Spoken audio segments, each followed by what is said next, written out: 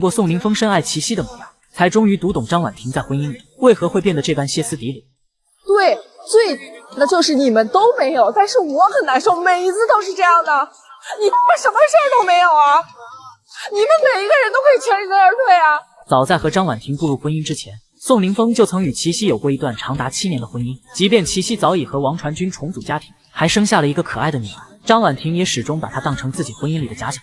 在家中无数次拿自己和齐溪做对比，几乎把宋宁峰折磨到濒临崩溃。可这一切说到底都是宋宁峰自己造成的，因为他从来没有给过张婉婷足够的偏爱。在和齐溪的那段婚姻里，他把原本的名字宋宁改成了如今的宋宁峰，只因一句戏从风中来。可这份刻进名字里的浪漫，在张婉婷眼里却无比刺眼，所以两人每次吵架，她喊的永远都是丈夫的原名。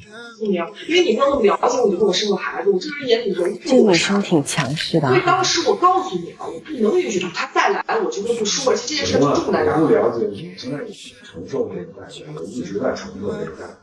正因为亲眼见过丈夫深爱一个人是什么样子，所以宋宁峰对她哪怕只有一点点的忽视，都能狠狠刺痛张婉婷敏感又脆弱的心。节目录制的第一天，张婉婷就当着所有嘉宾的面，丝毫不顾及丈夫的感受，把诋毁当成消遣，毫无理由的嘲讽对方，那副架势仿佛完全是奔着离婚去的。我说你真有福气，找了我当老婆，我这要说还是你命好，命还是你的命好呀，碰到我这样的人做老婆。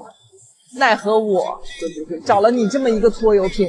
甚至在来的路上，张婉婷还特地嘱咐宋宁峰千万不要说自己是演员，因为她觉得宋宁峰不算功成名就，所以没有资格提自己的职业。这番话连观察室的嘉宾都觉得气人。我觉得我们到这儿了，尽可能的不去谈说我是一个演员怎么样，我觉得暂时不要。众人看向宋宁峰的眼神里都忍不住掺了几分同情，被自己的妻子当众这样数落，换做任何人都会颜面尽失，可宋宁峰的样子分明是早就习以为常。只见他笑了笑，想要试着转移话题。哎，这话你受得了？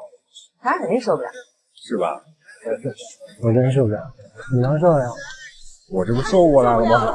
我这不收过来了吗？受不了，我收过来了。宋宁峰本想借着这句话让妻子明白他的言语有多伤人，可显然张婉婷根本没有接收到他的这份讯号。在场的嘉宾见状，连忙主动和张婉婷搭话，想要岔开这个话题，问他和宋宁峰在婚姻里到底出现了什么问题。可张婉婷却态度坚决地表示，一定要丈夫在场才肯说，不然就白说了。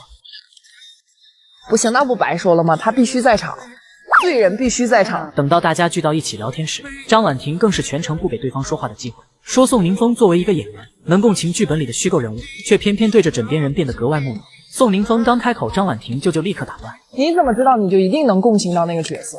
我觉得都未见得，那是你认为你在当下的那个表演共情到那个人物了，也许你回过头看那个表演，你都觉得不一定你共情到啊。你继续说。